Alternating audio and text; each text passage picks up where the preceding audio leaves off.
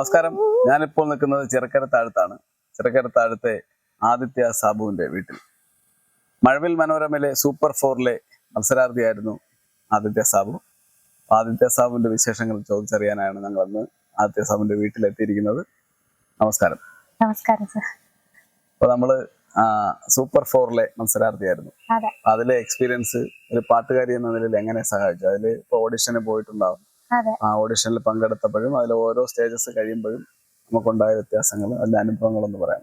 അതെ, സൂപ്പർ 4 എന്ന് പറയുന്നത് ഞാൻ ഒട്ടും പ്രതീക്ഷിക്കാതിരുന്ന സമയത്ത് കിട്ടിയ ഒരു അവസരമാണ് സൂപ്പർ 4-ൻ്റെത്.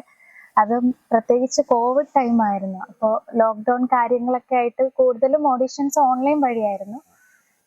ഫൈനൽ ഓഡീഷൻ മാത്രമേ നേരിട്ട് അറ്റൻഡ് ചെയ്തിട്ടുണ്ടായിരുന്നുള്ളൂ. പിന്നെ ഫൈനൽ ഓഡീഷൻ അറ്റൻഡ് ചെയ്യുമ്പോഴും കിട്ടും എന്നുള്ള ഒരു പ്രതീക്ഷയൊന്നും ഇല്ലായിരുന്നു. എന്തോ ഒരു ഭാഗ്യത്തിന്റെ പുറത്ത് ഓഡീഷനില് ഫൈനൽ ഓഡീഷനിൽ ഉണ്ടായിരുന്നത് അൽഫോൺസ് സാർ ഉണ്ടായിരുന്നു, പിന്നെ അനൂപ് ശങ്കർ സാർ ഉണ്ടായിരുന്നു. അതെ, അന്ന് ഒത്തിരി ചിരിച്ചൊക്കെ സംസാരിച്ചുകൊണ്ട് അവരിങ്ങനെ പറഞ്ഞിരുന്നു, നല്ല പ്ലസന്റ് ആയിട്ട് ഒക്കെ നിൽക്കുന്നുണ്ട് എന്നൊക്കെ പറഞ്ഞു. പിന്നെ ഓഡീഷൻ കഴിഞ്ഞു, സെലക്ഷൻ കിട്ടിക്കഴിഞ്ഞ് സൂപ്പർ 4-ന്റെ ഫ്ലോറ്, ജഡ്ജസ്, ഓൾ ക്രൂ എന്നൊക്കെ പറയുന്നത് തന്നെ ഒരു പ്രത്യേക അനുഭവമായിരുന്നു മൊത്തത്തില്. പാട്ടിന്റെ ആയാലും അന്ന് ആദ്യം പാടിയ പാട്ട് വായാടി പെത്തപ്പിള്ള എന്ന് പറഞ്ഞിട്ടൊരു തമിഴ് സോങ് എനിക്ക് ഫസ്റ്റ് ഇൻട്രോ ആയിട്ട് കിട്ടിയിട്ടുണ്ടായിരുന്നു. അപ്പോ ഫ്ലോറിൽ പാടിയ ആദ്യത്തെ പാട്ട് തന്നെയാണ്. അതിന്റെ ക്ലിയറായിട്ട് ഓർമ്മ കിട്ടുന്നില്ല. അല്ല, കുഴപ്പമില്ല. വായാടി പെട്ട പുള്ള വരപ്പോര നല്ല പോല യാരിവ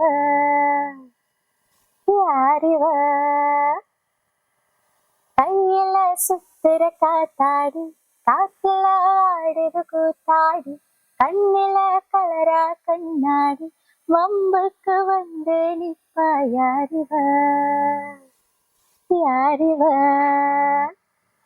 யாரிந்த தேவத ஆனந்த போமத வால் மட்டோ இல்லையே செட்டைக்கெல்லாம் சொந்தக்காரி யாரிந்த தேவத ஊர் கொஞ்சம் ஏமத நீ எந்தன் சாமிதா നിന്നെ പെറ്റ ചിന്ന തായേ.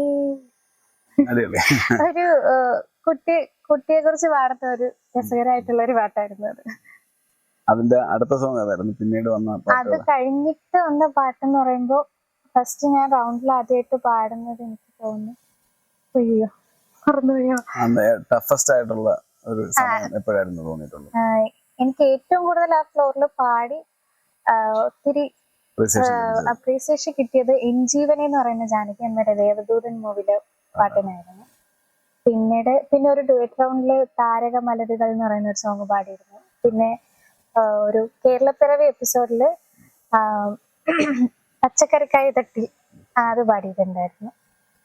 മൊത്തത്തിൽ എന്തായാലും ഒരു ഗായിക എന്ന നിലയിൽ വളരെ വലിയൊരു അനുഭവമായിരുന്നു. അതുപോലെ അവിടുന്ന് ഒത്തിരി എക്സ്പീരിയൻസ് കിട്ടിയിട്ടുണ്ട്. ഗ്രൂമിംഗ് ആയാലും അതുപോലെ തന്നെ കൂടെ പാടുന്നവരിൽ നിന്നായിരിക്കണം കുറെ കൂടെ നമുക്ക് കിട്ടുന്നത്. കാരണം അന്ന് ആ കൂട്ടത്തിൽ ഏറ്റവും ചെറിയ ആള് ഞാനായിരുന്നു. അപ്പൊ കൂടെ പാടുന്നത് എല്ലാ ചേട്ടന്മാരും ചേച്ചിമാരും. അപ്പൊ അവരുടെ പാട്ട് ഒത്തിരി ഇൻസ്പിറേഷൻ ആയിട്ടുണ്ട്. അവരുടെ പാടുന്ന രീതി, ശൈലികള്. പിന്നെ കൂടാതെ അവര് ഒത്തിരി കാര്യങ്ങൾ പറഞ്ഞു തരുമായിരുന്നു. പാട്ട് സെലക്ഷൻ നമുക്ക് സ്വന്തമായിട്ട് സെലക്ട് ചെയ്യാമോ? പാട്ട് സെലക്ഷൻ നമ്മള് ലിസ്റ്റ് അയക്കുമായിരുന്നു. പക്ഷെ എനിക്ക് കിട്ടിയിട്ടുള്ളത് കൂടുതലും അവരുടെ സജഷൻസ് ആയിരുന്നു ഞാൻ പാടിയിട്ടുണ്ടായിരുന്നത്. അതിനുവേണ്ടി പ്രാക്ടീസ് ചെയ്യുമ്പോഴേ ഈ ജഡ്ജസ് ഗ്രൂമിംഗ് സെക്ഷൻ ഉണ്ട്. Grooming section Anoop Shankar സാറായിരുന്നു.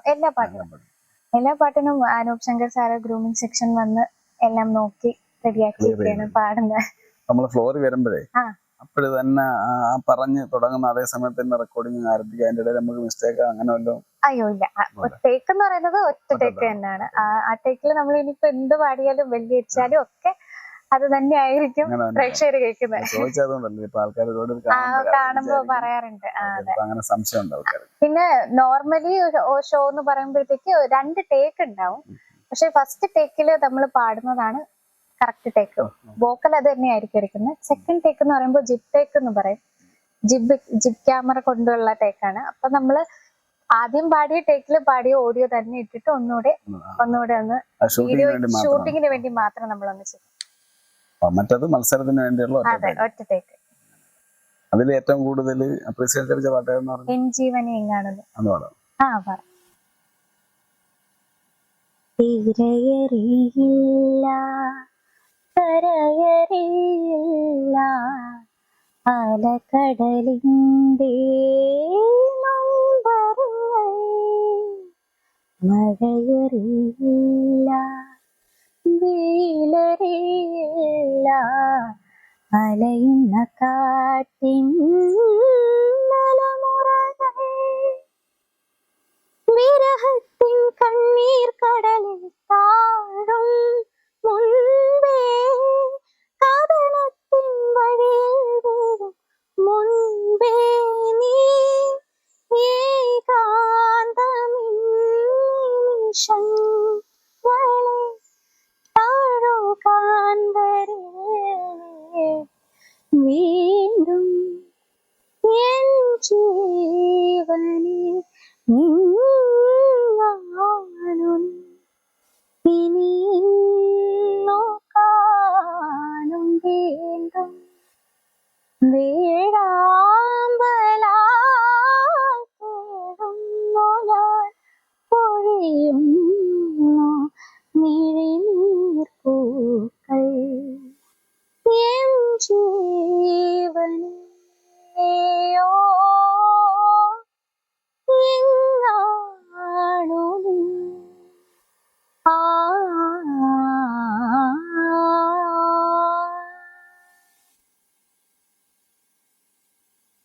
നന്നായിട്ട് പാടി. Thank you sir.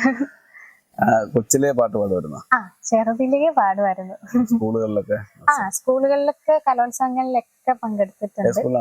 ഞാൻ പഠിച്ചത് ഗവൺമെന്റ് ഹയർ സെക്കൻഡറി സ്കൂൾ മൂതക്കുളം. അതിനുശേഷം പ്ലസ് ടു വരെ? അല്ല, പ്ലസ് ടു ഞാൻ പഠിച്ചത് ചാത്തന്നൂർ NSS സ്കൂളിലാണ് പഠിച്ചത്. അതിനുശേഷം ഇപ്പൊ ഡിഗ്രി ട്രിവാൻഡ്രം വുമൻസ് കോളേജിലാണ് പഠിക്കുന്നത്. മ്യൂസിക് ഡിപ്പാർട്ട്മെന്റിലാണ്. അധ്യാപകര് ഇപ്പൊ HOD ആനേടി ധനലക്ഷ്മി ടീച്ചറാണ്. പിന്നെ മറ്റധ്യാപകരുണ്ട്. ഇപ്പൊ നമ്മള് ഈ പാട്ടുകാരി എന്ന നിലയിൽ നമുക്കൊരു തുടക്കം കുറിക്കുമ്പോ ഒരു ആദ്യ ഗുരു ഉണ്ടാവുമല്ലോ. ആ ആദ്യത്തെ ഗുരു തൊട്ട് നമ്മള് ഈ ഘട്ടങ്ങളിൽ വ്യത്യസ്തമായ ആൾക്കാരെ, ഗായകരെ നമ്മൾ സമീപിക്കും പഠിക്കാതെ. ആദ്യം തൊട്ടുള്ളവരെ പേരുകളൊന്ന് ഓർമ്മിച്ച് പറയാമോ? പിന്നെ തീർച്ചയായും. ഞാന് ആദ്യമായിട്ട് എന്നെ പാട്ടെന്നുള്ള രീതിയിൽ കഴിവൊക്കെ മനസ്സിലാക്കുന്ന എന്റെ അച്ഛാമ്മയാ. അതിനുശേഷം അച്ഛൻ പാടും. അപ്പൊ അച്ഛൻ ഇങ്ങനെ പാട്ടൊക്കെ പാടിക്കുമായിരുന്നു. ആദ്യമായിട്ടൊരു ഗുരുവിന്റെ അടുത്ത് ശിക്ഷണത്തിന് ചെല്ലുന്നത് സരോജാക്ഷി ടീച്ചറിന്റെ അടുത്താണ്. ടീച്ചർ ഇപ്പൊ ഇല്ല. അതിനുശേഷം സതീശൻ സാറിന്റെ അടുത്ത് നിന്നാണ് ഞാൻ അരങ്ങേറ്റം കഴിച്ചത്. സാറിന്റെ സ്ഥലം ചെറുക്കരത്താഴം തന്നെയാണ് സാറ്. അത് കഴിഞ്ഞിട്ട് പിന്നെ ഒത്തിരി ടീച്ചേഴ്സിന്റെ അടുത്ത് പഠിച്ചിട്ടുണ്ട്. പിന്നെ രാജേഷ് സാറിന്റെ അടുത്ത് ക്ലാസ് അറ്റൻഡ് ചെയ്തിട്ടുണ്ട്. ഇപ്പോ നിലവിൽ ഞാൻ ക്ലാസ് അറ്റൻഡ് ചെയ്യുന്നത് റോസ് ഹാൻസ് ടീച്ചർ, വയനാട്ടിലുള്ള ടീച്ചറാണ്. ഇപ്പൊ പറഞ്ഞാൽ എന്റെ കുറച്ചെങ്കിലും പാട്ടില് വ്യത്യാസം വന്നിട്ടുണ്ടെങ്കിൽ ഒരു കാരണം ടീച്ചറുമാണ്. അതുപോലെ തന്നെ എന്നെ പ്രോഗ്രാമിൽ നിന്ന സമയത്ത് പാടാനൊക്കെ എന്റെ ഒരു അണ്ണനുണ്ട്, വിഷ്ണു എന്ന് പറഞ്ഞിട്ട്. അണ്ണൻ ഒത്തിരി ഹെൽപ്പ് ചെയ്തിട്ടുണ്ട്. അതെ, ടീച്ചറിന്റെ ക്ലാസ് ഞാനിപ്പോ ഓൺലൈനാണ് അറ്റൻഡ് ചെയ്തോണ്ടിരിക്കുന്നത്. കോളേജില് എന്റെ ട്യൂട്ടർ ആശാ ജീവൻ സത്യൻ മാമാണ്. പിന്നെ കൂടാതെ കോളേജിൽ ഞങ്ങൾക്ക് പഠിപ്പിക്കാൻ രാജി ടീച്ചറുണ്ട്, ശ്യാമ ടീച്ചറുണ്ട്, Sajana teacher, Jasmine teacher, Dhanya teacher, പിന്നെ വിനീത ടീച്ചർ ഇവരൊക്കെ ഉണ്ട്. എല്ലാരും നല്ല ടീച്ചേഴ്സാണ്. ഒക്കെ ക്ലാസ് ആണ്. അടുപ്പമുള്ളതാണ്. അതെ. അപ്പൊ അന്ന് തൊട്ടേ കൊച്ചിലെ പാടി വരുന്നു. അപ്പൊ വീണ്ടും പാട്ട് സീരിയസ് ആയിട്ട് എടുത്ത് തുടർന്നുകൊണ്ടേയിരിക്കും. ഇപ്പൊ നമ്മൾ ഈ പുതിയ ട്രെൻഡ് അനുസരിച്ച് ഗാനങ്ങൾ, അപ്പൊ നമ്മള് ഗാനമേളക്കൊക്കെ പാടുമ്പോ പ്രോഗ്രാംസ് അല്ലാണ്ട് ചെയ്യാറുണ്ട്. ഇവിടെ ക്ഷേത്രങ്ങളിലൊക്കെ എല്ലാം ചെയ്യുന്നുണ്ട്. ഇപ്പൊ സീസൺ ആയി വരുന്നു. അപ്പൊ പ്രോഗ്രാംസ് ഉണ്ട്. അതെ. നമ്മളപ്പോ ഈ ഗാനമേള വേദികളിലേക്ക് പോകുമ്പോൾ ആൾക്കാർ ഇപ്പൊ ഇനി പുതിയ സമയത്ത് ഇപ്പൊ ആവശ്യപ്പെടുന്ന അതെ തീർച്ചയായും ഇപ്പൊ മെലഡിക്ക് അങ്ങനെ വലിയ സ്ഥാനം ഉള്ളതായിട്ട് എനിക്ക് തോന്നിയിട്ടില്ല. കാരണം അവർക്ക് കൂടുതലും ഉത്സവം എന്നൊക്കെ പറയുമ്പോ അടിച്ചു പൊളിക്കാനായിരിക്കും താല്പര്യം കൂടുതൽ. തരത്തിൽ ഇപ്പൊ പുതിയ നമ്മൾ ഗാനമേള സ്ഥലങ്ങളിലേക്ക് പോകുമ്പോ ഏത് പാട്ടായിരിക്കും പാടുന്നത്? ഇപ്പോ ഗാനമേളയ്ക്ക് ഫാസ്റ്റ് എന്ന് പറയുമ്പോ ഒത്തിരി ട്രെൻഡിങ് റീൽസിലൊക്കെ കൂടി ട്രെൻഡിങ് ആയിട്ടുള്ള ഒത്തിരി പാട്ടുകളുണ്ട്. തെലുങ്ക് പാട്ടുകള്, തമിഴ് പാട്ടുകള്, അപ്പൊ അതൊക്കെ പാടാറുണ്ട്. ഇനിയിപ്പം ഒരു സ്ഥലത്ത് ഗാനമേളയ്ക്ക് പോവുകയാണെങ്കിൽ ട്രെൻഡിങ് ആയിട്ടുള്ള ഏത്? ട്രെൻഡിങ് ആയിട്ടുള്ള പറയുമ്പോ ഓപ്പിലൊക്കെ എന്ന് പറഞ്ഞിട്ടൊരു റീൽസില് ട്രെൻഡിങ് ആയിട്ടുള്ള ഒരു സോങ്. പിന്നെന്താ ఆండాలాగుమ్మ నిన్ను ఆగకపోతున్నావో వలసుగా చూస్తున్నావో నీ సొమ్మే విన్నడిగిన్న సోకుల పడుతున్నావో సొమ్మసిల్లిపోతావో నీ ఎంట తిరగతున్నా నీ అలసైపోతున్నా నువ్వే కావాలనొస్తే నన్నే గాడంటవా ఏ ఓ పిల్లగా అరరే ఓ పిల్లగా అమ్మో ఓ పిల్లగా వెంకటేశు చూడకబోతుంటవో కాణకబోతుంటవో నా పిల్లగా వెంకటేశు చూడకబోతుంటవో కాణకబోతుంటవో. അത് നന്നായി. Thank you sir. വീട്ടിൽ ആരൊക്കെ ഉണ്ട് മക്കളെ? വീട്ടില് അമ്മ, അച്ഛൻ, ചേട്ടൻ ഇപ്പൊ വീട്ടിലില്ല. ചേട്ടൻ ഇപ്പൊ ചെന്നൈയില് ട്രെയിനി ആയിട്ട് ഒരു കമ്പനിയിൽ വർക്ക് ചെയ്തോണ്ടിരിക്കുക. പിന്നെ അച്ഛൻ കാർപ്പൻറ്റർ വർക്ക്, അമ്മ ഹൗസ് വൈഫാണ്. അച്ഛന്റെ പേര് സാബു, അമ്മയുടെ പേര് രാജി. അങ്ങനെ സന്തോഷകരമായിട്ട് മുമ്പോട്ട്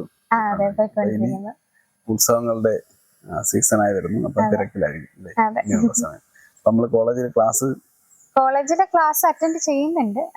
കോളേജിലെ ക്ലാസ് കഴിഞ്ഞിട്ടുള്ള പ്രോഗ്രാംസ് മാത്രമേ ഇപ്പൊ തൽക്കാലം ചെയ്യുന്നുള്ളൂ.